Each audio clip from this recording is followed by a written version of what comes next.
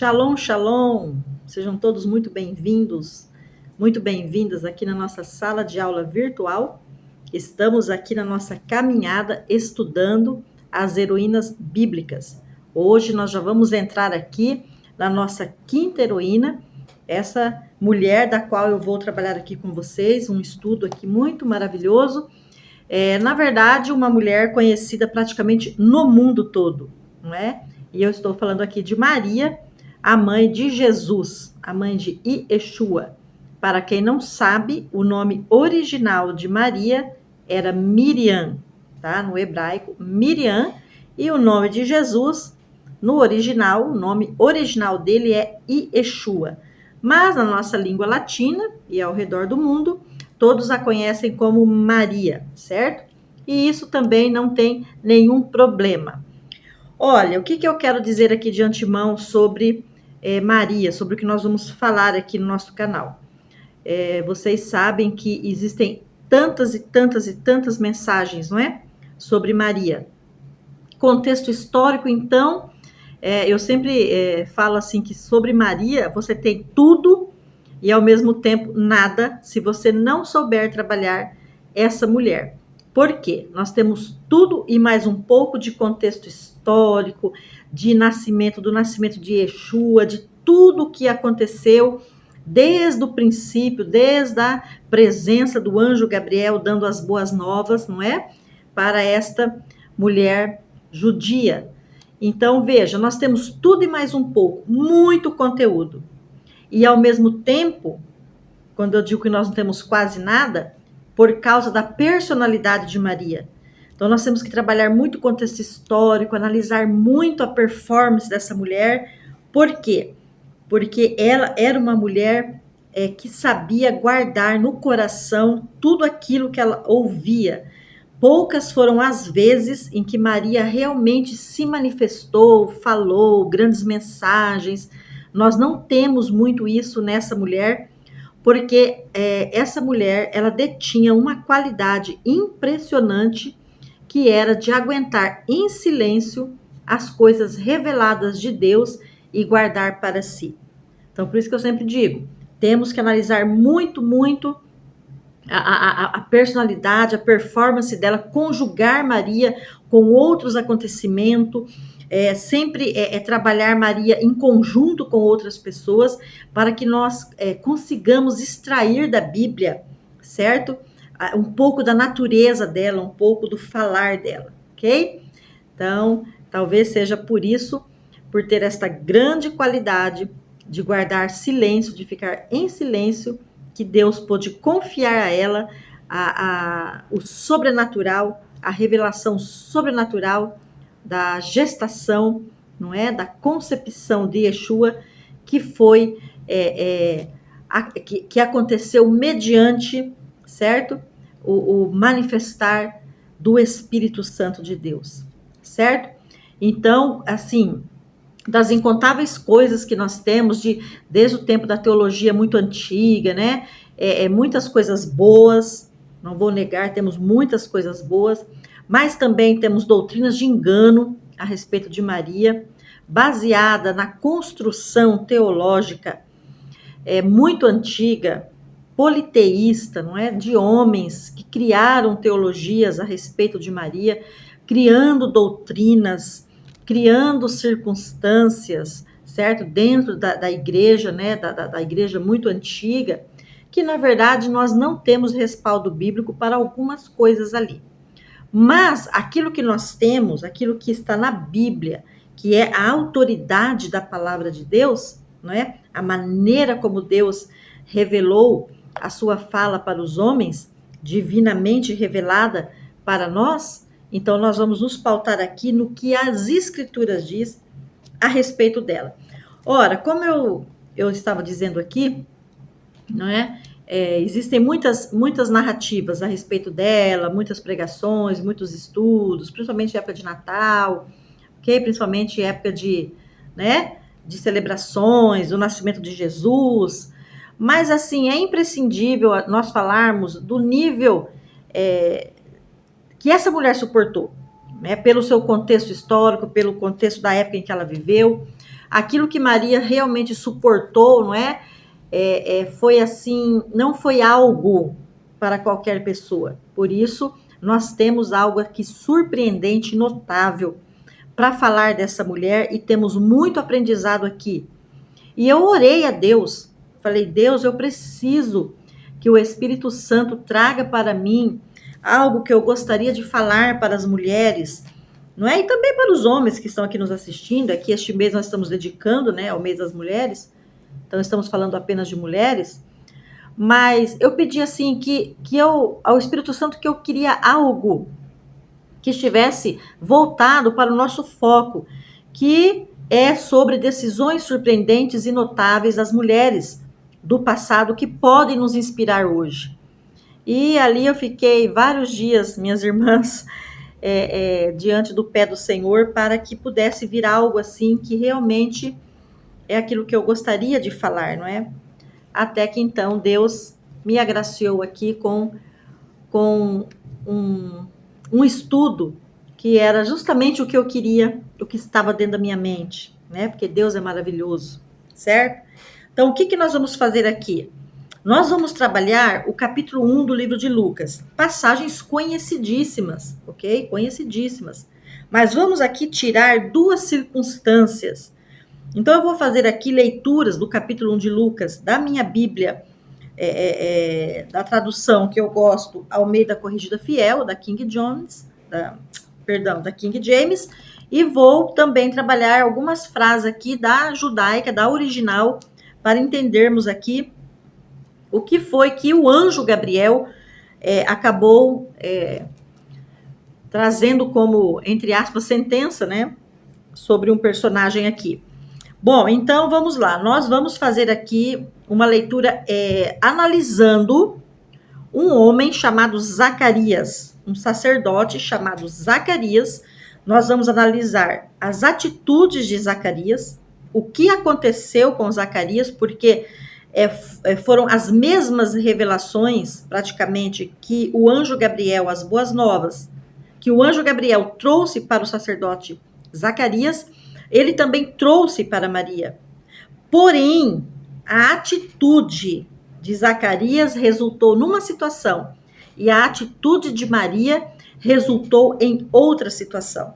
E é aqui que vai ser o foco da nossa aula, porque o comportamento e a atitude que ela teve resultou aí em algo surpreendente e notável.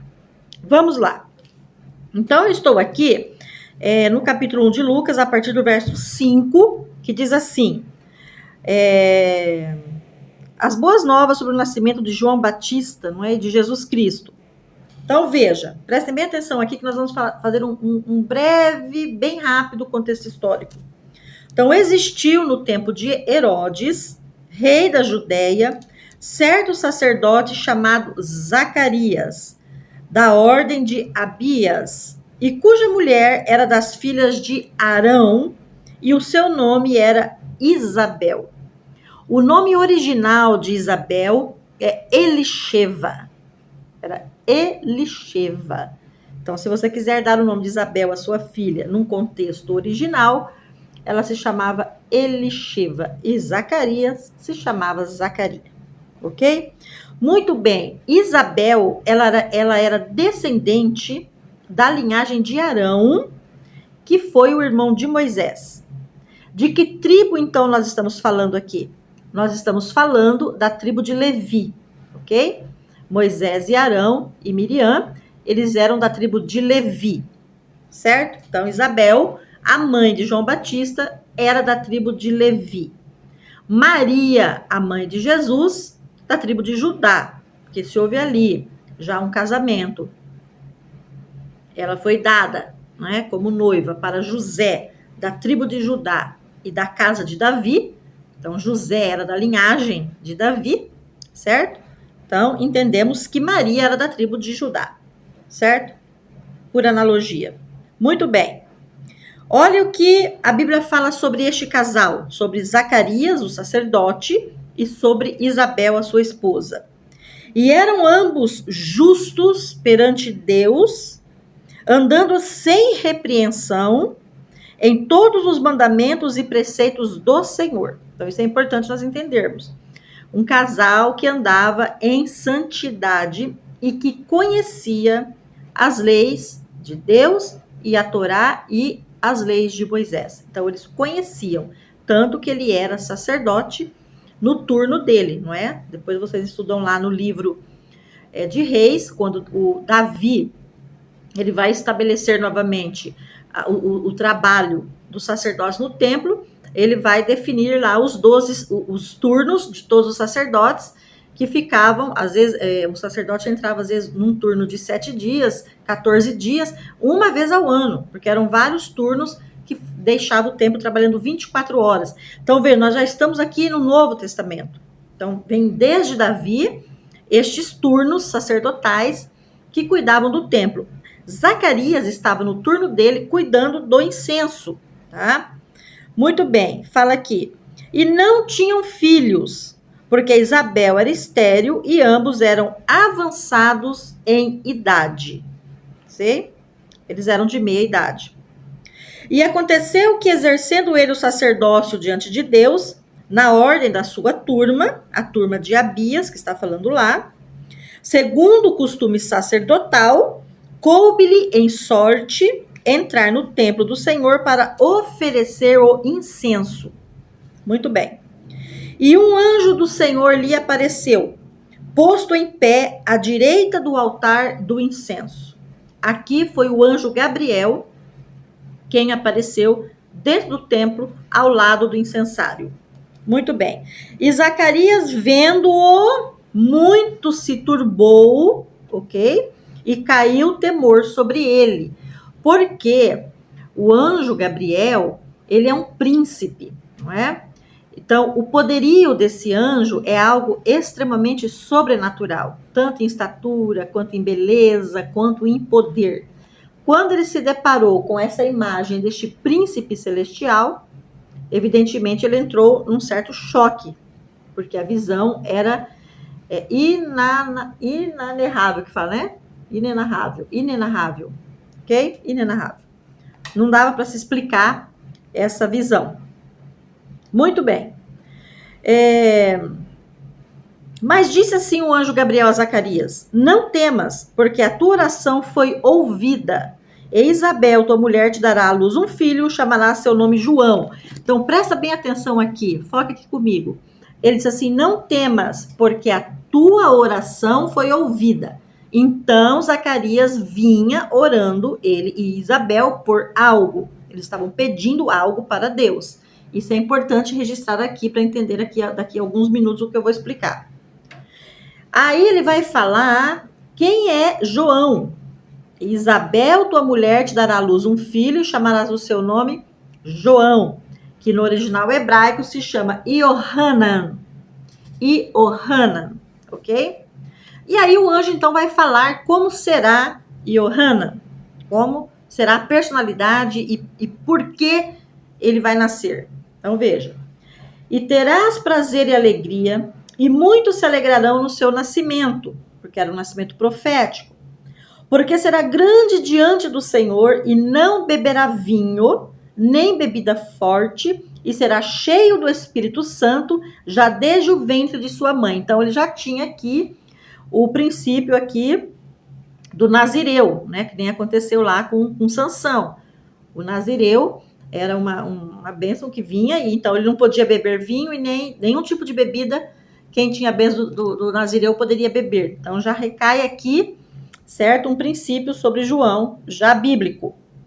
E ele converterá muitos filhos de Israel ao Senhor seu Deus, e irá diante dele no espírito e poder de Elias. Olha, gente, o ministério profético de João Batista desceu sobre ele o ministério profético de Elias, certo? Não temia ninguém, e aquilo que Elias falava na terra, o céu respondia. Elias falava, não choverá, ou choverá, entende? João Batista foi elevado por Deus na mesma estatura profética de Elias, certo? Para converter os corações dos pais aos filhos e os rebeldes à prudência dos justos, com o fim de preparar ao Senhor um povo bem disposto. Então ele veio para preparar Israel, converter o coração dos pais para Deus novamente, o coração dos anciãos, o coração do povo de Israel, dos mais velhos, certo? Converter o coração dos pais para os filhos e vice-versa. Mas veja o que Zacarias, porque nós estamos falando isso. Agora veja o que Zacarias respondeu para o anjo Gabriel, certo? E nós vamos fazer essa comparação com Maria. Disse então Zacarias ao anjo: como saberei isto? Pois eu já sou velho e minha mulher avançada em idade. E respondendo o anjo, disse-lhe: eu sou Gabriel, que assisto diante de Deus, e fui enviado a falar-te e dar-te estas alegres novas. Porém, tu ficarás mudo e não poderás falar até o dia em que estas coisas aconteçam, porquanto não creste nas minhas palavras, que a seu tempo se hão de cumprir. Vamos aqui no original, da literatura judaica, para ver o que o anjo disse para ele. Olha o que Zacarias falou para o anjo. Como posso ter certeza disso? Como posso saber se a minha mulher vai engravidar ou não? Ela é estéril e eu velho e ela também. Como que eu vou saber que isso vai acontecer? Minha mulher já tem certa idade? E aí o anjo se ira. E o anjo fala assim: sou Gabriel, fico sempre na presença de Deus. Então ele tem autoridade para falar.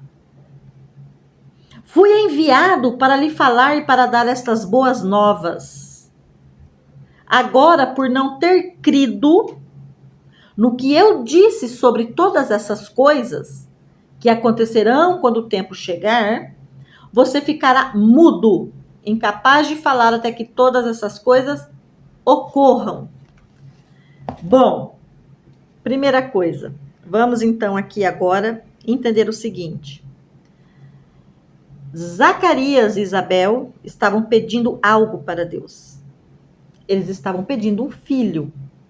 Um filho. Tá? E toda a vida matrimonial, durante todas aquelas décadas, eles oravam e pediam um filho. E eles conheciam a palavra e a Torá. Quando o anjo chega e dá a notícia, surge de dentro dele um espírito de incredulidade. Ok? E isso causou a ira do anjo. E o anjo disse assim: por causa da sua incredulidade, quando eu estava aqui lhe dando a resposta da sua oração, lhe dando as boas novas, depois de décadas você esperando, você vem dizer que isso não... Como que eu vou saber que isso vai acontecer? Então, entende a discrepância da oração de Zacarias? Anos e anos e anos orando, pedindo algo para Deus. Quando o anjo chega e entrega a resposta, ele fala: mas como que isso pode acontecer? Eu já sou velho, ela é estéril. Ele não creu na palavra que veio do céu.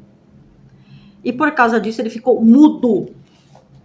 E ele ficou mudo de mudo mesmo. Que quando ele saiu de dentro do templo, ele já estava falando em sinais com as pessoas, porque ele não podia falar. E ele ficou mudo por 9 meses, até que nasceu João.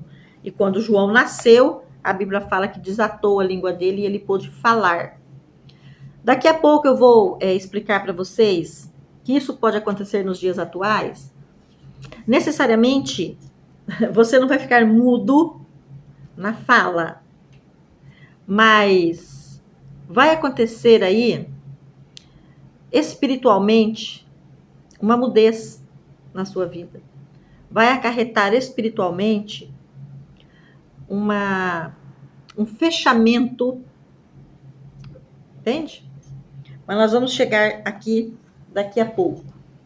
Agora ele vem para Maria. Vamos agora, num segundo contexto, o mesmo anjo vai aparecer para Maria. Vamos ver agora como Maria vai reagir aqui quando ela vê o anjo, tá? Quando Elisheva, quando Isabel já estava no 6º mês de gravidez, o anjo vai aparecer para Maria. E Isabel, ela ficou aqui, a Bíblia fala que ela ficou oculta na sua tenda, na sua casa, durante esses meses, porque tinha algum pecado? Não. É que, na verdade, ela já era uma mulher de idade. E para aquele tempo, provavelmente, nós podemos aqui entender que ela possa ter tido uma gravidez de risco. Então, ela deve ter ficado em repouso absoluto. Porque aqui diz que ela ficou 5 meses em oculto. E ela diz assim: e assim me fez o Senhor nos dias em que atentou em mim para destruir a minha vergonha entre os homens. Porque naquela época não ter um filho era uma vergonha para a mulher. Porque o filho dava continuidade ao nome do pai. Não é como hoje, não é? Era necessário naquele tempo, era da cultura, certo? Era uma questão até mesmo, né, de bênção no entendimento deles. Então ela disse assim: por 5 meses eu fiquei ocultada. Ora, por quê? Porque ela ficou em repouso. Aí no 6º mês, tá? Explica aqui, já no capítulo 1, no verso 26, vamos ver o que o anjo fala. E no 6º mês foi o anjo Gabriel enviado por Deus a uma cidade da Galiléia chamada Nazaré. Nazaré era um vilarejo, tá? Um vilarejo pequeniníssimo, tá? De poucos metros quadrados. A arqueologia diz que no período deveria ter ali no máximo 50 casas, não mais do que 1.000 e poucos habitantes ali, tá? As casas naquele período, elas costumavam ter só uma sala, elas eram cavadas na rocha, tá? E eram rochas fragilizadas, porque tinham morros ali, então eles não faziam muitos cômodos, então geralmente costumava ter uma sala só grande e 1 ou 2 quartos, dependendo a família. Um vilarejo muito simples, tá? Muito pobre também, na verdade. Então, no 6º mês, ele aparece para ela, que morava ali na região da Galiléia, ali, numa cidade, num vilarejo chamado Nazaré, a uma virgem que já estava noiva de um homem, cujo nome era José, da casa de Davi. Tá? Então, José era um descendente de Davi. Ok? Isso é importante saber. E o nome da virgem era Maria, e no original é Miriam. E vindo o anjo até ela, disse: salve, agraciada, o Senhor é contigo. Bendita és tu entre as mulheres. Aqui no original, vamos ver o que ele fala aqui para ela. No 6º mês ele apareceu, tá? Aqui é uma virgem chamada Miriam. Aproximando-se dela, o anjo disse: Shalom, favorecida. Então, no termo original, o agraciado que ele fala, ele está chamando ela de favorecida. Shalom, favorecida. E a palavra shalom é uma palavra muito profunda, porque todo o sentido de shalom não é somente paz, mas é tudo aquilo que diz que é inteiro, que é restaurado, que é perfeito, que é pleno, que é abundante, tá? Então, quando ele cumprimenta shalom, ele já está trazendo para ela uma bênção plena em todas as áreas. E assim, porque você é uma favorecida, agraciada, porque a graça de Deus desceu sobre você. E graça significa favor. Então, no original, ele fala assim: Shalom, favorecida, Adonai está com você. Então, Adonai está com você. Significa o quê? Que o que está acontecendo ali vinha da parte de Deus e Deus era com ela. Deus estava com ela neste negócio, tá? Ela não estava nem em rebeldia e nem desamparada. O favor de Deus havia chegado. E ela ficou profundamente perturbada com as palavras dele e pensou sobre o significado dessa saudação. Entende? Porque ela sabia que esse shalom era algo muito profundo. E por quê? Que além deste cumprimento, que favor é esse que está vindo para mim? Eu não sou ninguém. Eu sou uma adolescente, porque na verdade ela devia ter lá os seus 14, 15 anos, 15, 16 anos, porque ali já com 13, 14 anos elas já eram dadas em noivado, não é? Casavam-se um pouco mais além, mas já estavam comprometidas aí com 13, 14 anos. Certo? Então quando ela escuta isso, ela fala, né? Ela olha do lado, eu penso assim, ela deve ter olhado do lado e falado assim, ué, por que será que isso chegou, né? Aqui em Nazaré, num vilarejo pobre e numa mulher que não é nada, entende? Nada assim no sentido, né, de não ter riquezas e nome, Aí ele fala assim, o anjo, não tenha medo, Miriam, você foi favorecida por Deus. Veja, você engravidará e dará à luz um filho. E lhe porá o nome de Yeshua, e ele será grande e será chamado filho de Raelion. Então veja, assim como ele deu as características de João Batista, e também a narrativa de como seria o ministério profético de João Batista, de Yohanan, ele também agora está falando de Yeshua. Como será esse homem? Será grande e será chamado filho do Deus Altíssimo. E Adonai, Deus, lhe dará o trono de seu antepassado Davi. Olha aqui, falando das coisas futuras, tá? Porque Maria conhecia a história de Davi, ela sabia que o marido era também descendente da linhagem de Davi. Então ela estava entendendo aqui que ele estava falando que o filho dela seria um rei, certo? Porque Deus dará para ele o trono de Davi. E Apocalipse fala que ele voltará e se assentará no trono de Davi lá em Israel, para governar sobre as nações, certo? Muito bem. Porque então, até então, quando ele nasce, ele vem como filho de Yosef, o filho de José, Yosef, Miriam e Yosef, o filho de José. Mas quando ele voltar em glória, no fim dos tempos, ele virá como filho de Davi, porque ele vem como rei, certo? E ele reinará para sempre sobre a casa de Jacó, ou seja, sobre Israel, e seu reino não terá fim. Olhe agora o que ela vai falar. Como isso poderá acontecer se sou virgem? Existiu incredulidade aqui? Não. Lá, Zacarias tem incredulidade. Por quê? Porque tudo bem. O problema não estava na pergunta só. Como que eu vou saber que isso vai acontecer se eu já sou velha e minha mulher também? Maria também pergunta. Como que isso vai acontecer se eu sou virgem? Miriam perguntou ao anjo. E o anjo lhe responde. O Ruach HaKodesh, o Espírito Santo virá sobre você e o poder de Raelion a cobrirá. Por isso a criança santa, nascida de você, será chamada Filho de Deus. Muito bem. Aqui nós vamos, depois, uma segunda parte que vai ser o Cântico de Maria. Eu vou fechar esse primeiro ponto aqui, que eu quero tratar sobre a análise entre o comportamento de Zacarias e Maria. Tá? Qual foi o erro dele? Primeira pergunta que eu faço para você. Maria estava pedindo um filho? Maria estava orando por um filho? Não. Maria estava pedindo alguma coisa para Deus? Não. A Bíblia não fala nada disso. A Bíblia fala que ela era uma menina, uma adolescente, que vivia num vilarejo pequenininho, simples, de agricultura, de criação de animais, de ovelhas, certo? E que já estava dada em noivado a um homem, porque naquele tempo, como a coisa funcionava, eram as famílias que casavam seus filhos. O casamento em si ocorria entre família.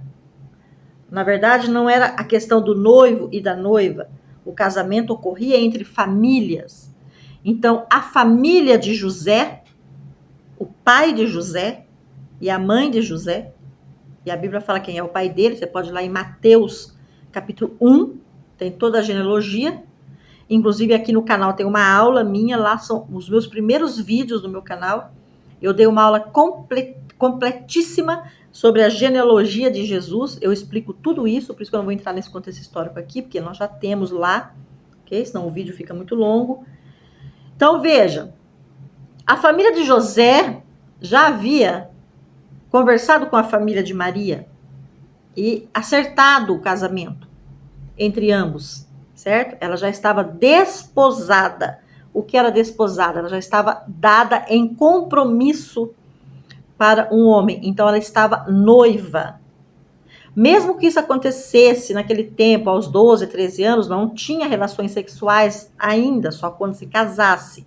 Tanto que relações sexuais antes do casamento resultavam em apedrejamento, tanto da mulher quanto do homem, condenados à morte por apedrejamento, por causa da fornicação e da quebra da lei, da Torá. Então você entende agora a complicação desta mensagem do anjo Gabriel? Você consegue agora, pelo menos, mensurar um pouquinho o que foi para essa adolescente ouvir uma afirmativa dessa? A primeira coisa que ela pensou: estou perdida, já estou condenada à morte. Por isso que ela falou: como é que será isso? Porque eu ainda não me casei. Então não houve um juízo do céu contra ela, porque ela não estava pedindo nada. Ela não estava esperando resposta de oração nenhuma. O anjo vem e solta essa dinamite em cima dela. Entende? Essa bomba atômica em cima de Maria para o período. Hoje, o que é isso hoje? Uma mulher, hoje uma menina de 16 anos engravidar. O que é isso hoje? Agora lá não é? Lá era sim um caso de vida e morte. E o casamento seria desfeito. E a vergonha. Agora imagine num vilarejo daquele, todo mundo sabendo que ela estava grávida antes da hora, porque a barriga ia crescer, não é? Entende por que eles saem depois? Depois o anjo vai dizer para ela: você vai ficar na casa de Isabel. Ela vai para a casa de Isabel. Ela fica lá 3 meses, se não me engano, na casa de Isabel. Não é? E até Isabel ter o filho. Depois ela volta. E aí o anjo teve que conversar com José. Teve que ter aquela questão do sonho para que ele pudesse entender isso. Ok? O nascimento do seu filho, né? A concepção de Yeshua. Então, veja, não houve esse juízo sobre ela porque não houve uma incredulidade nela. Houve uma pergunta. Ora, eu só tenho uma pergunta para te fazer. Ele, pois não é? Eu não tenho relacionamento íntimo com nenhum homem, então como é que isso poderia acontecer? Uma dúvida. E ele responde: o Espírito Santo. Esse filho vem do Espírito Santo. É o DNA de Deus. O seu útero vai ser emprestado, mas a concepção é do DNA de Deus. Não será gerado em pecado, não será gerado por sêmen de homem, por semente humana, mas pelo sangue do Pai que o gerou, entende? Um nascimento sobrenatural, uma concepção sobrenatural, que até hoje Israel não consegue aceitar, não é? E muitos lá entendem que ela se prostituiu, né? Que ela traiu José. Então veja bem, agora lá Zacarias, ele estava orando e pedindo um filho para Deus. Então quando o anjo vem e dá a notícia, ele fala, como se ele risse, entendeu? Tipo assim: olha, vamos fazer o seguinte, teve um tempo na minha vida em que eu até poderia entender que isso aconteceria, não é? Mas Isabel nem menstruava mais, ok? Então tem um tempo aqui da minha vida que eu pedi muito, eu poderia até entender, né? Eu até esperei que isso acontecesse, mas isso passou, e agora isso já não é mais possível, porque eu sou velho e ela também, então não temos mais como gerar filhos. E ele não creu na concepção sobrenatural ali também de Deus, certo? Que desperta o corpo dele e o corpo de Isabel para que fique apto novamente a ter um filho, a conceber uma criança. Então, por isso que vem a mudez, tá? Por isso. Por causa da incredulidade. Agora, aqui, a postura não houve incredulidade nenhuma nela. Ela ouve isso e fica quieta. É como se fosse assim: o que eu vou fazer com isso, meu Deus? O que eu vou fazer com essa notícia? Eu fico pensando no desespero também, né? Só que ela ficou quieta. Ela aguentou sozinha isso. Quando ela vai visitar Isabel, ela canta. E vamos agora fazer uma análise do cântico de Maria, tá? Então veja bem, aqui diz assim, no capítulo 1, no verso 36, o anjo fala assim: você tem uma parenta, Elisheva, com idade avançada, o anjo falando para Maria. Todos dizem que é estéril, mas ela concebeu um menino e está no 6º mês de gravidez. Olha que detalhes. Porque para Deus nada é impossível. Vou até arriscar aqui com a minha canetinha, eu quero voltar aqui. Porque para Deus nada é impossível. Aqui foi o erro de Zacarias. Um sacerdote acostumado com a Torá, conhecedor dos grandes milagres do passado, conhecedor de um Deus que abriu o Mar Vermelho, conhecedor de um Deus que salvou Israel quantas vezes das batalhas, conhecedor da história de Davi, da história de Salomão, conhecedor de toda a narrativa bíblica dos grandes profetas, que nós estamos aqui falando do livro de Lucas. Entende? Tudo isso que nós sabemos hoje, Zacarias também já sabia do que havia acontecido. Certo? E ele, então, colocou uma impossibilidade diante do anjo. Agora eu te digo, foi Deus ou o anjo que colocou uma impossibilidade diante de Deus? Ou foi Zacarias? Presta atenção aqui no que no que Deus vai falar com você. Muitas das coisas que acontecem conosco, quando nós oramos, quando nós pedimos, quando nós clamamos, quando nós esperamos e demora, somos nós que colocamos as impossibilidades com a nossa boca diante do céu. E desce então uma mudez espiritual. Ele não pôde mais falar por 9 meses. Então nós temos que tomar muito cuidado, porque nós podemos secar o espírito profético. Nós podemos matar com a nossa boca o espírito profético que existe dentro de nós, mulheres e homens. Então, esse conhecer que você já tem de Deus, este conhecer que você já tem da palavra de Deus, essa unção que você já tem, que você recebeu da parte de Deus, a unção de Deus que nos habilita para exercer o nosso ministério, porque sem a unção do Espírito Santo nós não estamos habilitados. Maria não estaria habilitada para gerar Jesus, porque ela só se encontrou habilitada para ter essa concepção, porque o Espírito Santo a cobriu. Então a habilitação, o mover, o caminhar, a liberação de tudo vem pelo Espírito. Então, a nossa boca, ela tem o poder de calar o ministério profético que existe em nós. Porque se Elias falava na terra e o céu respondia, nós também falamos na terra e o céu responde. Agora, o céu tanto pode responder positivamente, como ele pode responder negativamente. Porque quando Elias disse não choverá por 3 anos, não choveu, 3 anos e meio, não choveu. Só choveu quando ele foi orar.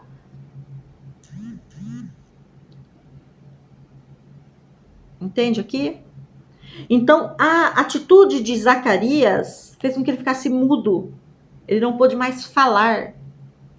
Então, a incredulidade que existe dentro de nós causa a ira de Deus quando nós já estamos pedindo algo e quando Deus manda a resposta e a bênção está chegando, e quando vem a palavra, e quando vem a confirmação, e quando vem a bênção chega para você, você fala, mas será que isso é verdade? Será que é de Deus mesmo? Será que não é o demônio, não? Que agora está querendo me enganar? Pedi isso aqui há 30 anos atrás, agora, será que não é o demônio, não? Né? E aí você mata a voz profética que existe dentro de você. Entendeu? Porque Zacarias ficou mudo. Então nós vamos continuar falando, não é? Não vamos ficar mudo agora. Porque esses tempos de grandes milagres são diferenciados, né? Para cumprir um propósito naquele tempo. Mas nós ficamos mudos no nosso poder de profetizar. No nosso poder de profetizar. Eu quero dar um exemplo aqui provando isso que eu estou falando. Teve uma época na vida da minha mãe, muitos anos atrás, mais ou menos aí no início da década de 90, minha mãe estava na igreja orando tal, e teve uma reunião na igreja, e minha mãe entregou uma palavra profética. E o líder daquela época, né, o pseudo-pastor que estava ali, né, que depois nós tivemos grandes exceções, mas o pseudo-pastor que estava ali, chamou a atenção da minha mãe e disse para minha mãe que não era para ela profetizar lá dentro da igreja, porque se Deus tivesse que falar alguma coisa, Deus falaria com ele. Isso foi tão grave que a minha mãe nunca mais profetizou. O ministério profético da minha mãe foi trancado por causa da fala demoníaca na boca deste homem. E hoje eu entendo que foi uma fala demoníaca, porque ele matou um ministério profético. Depois, na velhice da minha mãe, que isso foi se soltar, porque ela não conseguia mais. Toda vez que Deus dava uma palavra para ela entregar, ela segurava a palavra. Entendeu o que eu estou falando aqui? Houve uma mudez na minha mãe por causa da boca de um incrédulo. Muito bem. Até onde eu sei, o ministério dele também não vingou depois, né? Porque Deus só falava com ele, não falava com mais ninguém. Então, veja, isso que eu estou falando aqui. Você cuidado com o que você fala, porque você vai matar o ministério profético da sua boca, dentro da sua casa, para liberar, para abrir os céus, para romper os céus de bronze, para profetizar sobre os seus filhos, sobre o seu casamento, sobre suas finanças, sobre os seus projetos. Toda a unção que está em você, que Deus liberou para que você fale. Você. Não está mandando ninguém na sua casa, Ele está mandando você. Porque Ele já te deu. Ninguém é melhor do que ninguém. Não existe pessoas melhores do que você, que tem que ir lá, tem que ser o profeta. Não. O Espírito Santo habita em nós. Somos templos do Espírito Santo. Ele fala conosco, na nossa casa. E tenho aqui uma experiência para falar. Todas as coisas que realmente aconteceram na minha vida foram os momentos em que Deus falou comigo. Não estou depreciando as palavras que eu recebi. Eu já recebi palavras proféticas que já se cumpriram. No entanto, quando eu venci essa necessidade de achar que Deus só falaria comigo mediante a palavra de um profeta, muitas coisas começaram a acontecer na minha vida. Ok? Porque eu entendi que Deus fala conosco, seja por sonhos, seja por profecia, seja pela Bíblia, principalmente pela Bíblia. Então aqui, Maria, ela não matou nela nada. Ela preferiu ficar em silêncio. Ela ficou em silêncio. E aí, então, quando ela visita e o anjo fala para ela, para Deus nada é impossível, Miriam disse, eu sou serva de Deus, aconteça comigo o que você disse. Oh, meu Deus do céu. Olha, um lado, ai gente, eu fico tão animada. Por um lado, Zacarias vem. Olha, teve uma época que eu já esperei por isso, mas agora eu não acredito mais. E fica mudo, mata a voz profética dele. Não pôde falar por 9 meses. Quando chega em Maria, ela pergunta assim, mas como é que vai ser? Vai ser assim. Então tá, se você está falando, então que seja na minha vida segundo o que você está falando. Olha aqui a decisão surpreendente, a decisão notável, o foco da nossa aula que são decisões. Eu vou até ler de novo. Sou serva de Deus. Aconteça comigo o que você disse. Ela não recusou a bênção. E quando ela reconheceu que o céu estava falando com ela, ela pensou assim, eu estou pouco me lixando, estou pouco me importando com o que vão falar, com o que vão dizer, se eu poderia ou não poderia engravidar, se eu estou em Nazaré, se eu não estou em Nazaré, não quero saber. Eu só quero saber o que Deus disse para mim. Olha a grandeza aqui. Por isso que eu disse, você pode ter tudo e você pode não ter nada com Maria. Porque você tem que analisar detalhadamente, conjugando outros quesitos junto, para que você possa construir um pouco da personalidade dela. Entende? Agora veja bem, e Miriam se preparou e partiu para a cidade montanhosa de Judá, onde Zacarias morava. Ela entrou e ela cumprimenta Isabel, e a gente sabe que depois do cumprimento, o João Batista, ele se agita no ventre, né, de Isabel, e ali eles sabem que Maria estava carregando o Salvador, e ali naquele momento, Isabel ficou cheia do Espírito Santo, e disse: quão abençoada é você entre as mulheres, e quão abençoado é o filho do seu ventre. Mas quem sou eu para que a mãe do meu Salvador venha me ver? Tão logo o som de suas palavras chegou aos meus ouvidos, o bebê já saltou de alegria diante de mim. De fato, você é abençoada por ter confiado. Olha aqui a palavra profética.